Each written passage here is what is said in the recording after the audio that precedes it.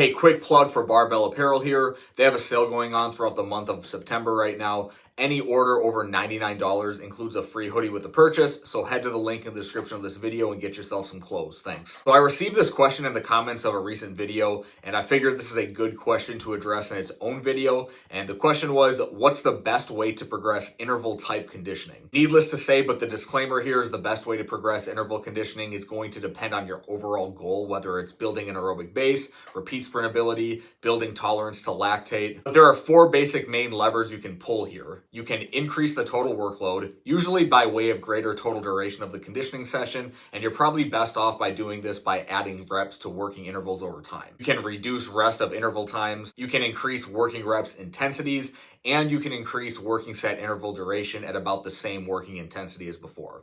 And in this context, intensity will refer to your effort level. You can determine intensity via RPM or wattage on a bike, heart rate immediately following the working interval, or if you're doing some sort of running, intensity can be determined via how fast you completed the distance covered. So the first means of progression I'd typically suggest or program for others is to increase the total workload. So if you're doing something like 6 intervals of 30 seconds on and 90 seconds off, that's approximately 12 minutes of work.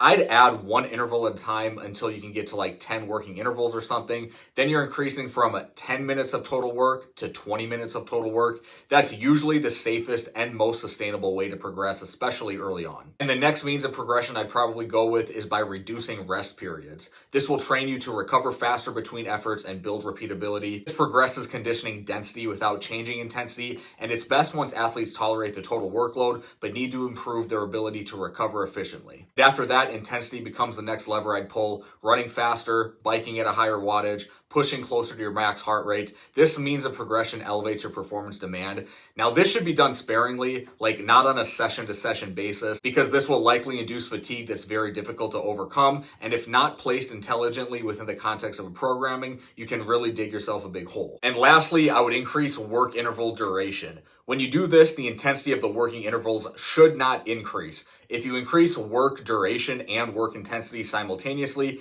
it can easily put you in a hole that you can't get out of. So in conclusion, the rule of thumb is early on build volume, then shorten the rest, and after that raise the intensity, and finally extend the intervals for more like sport-specific conditioning. That order keeps you progressing without running into burnout too quickly. So that's my take on progressing interval type conditioning. Let me know your take or if you have any further questions. I appreciate you guys for watching. See you next time.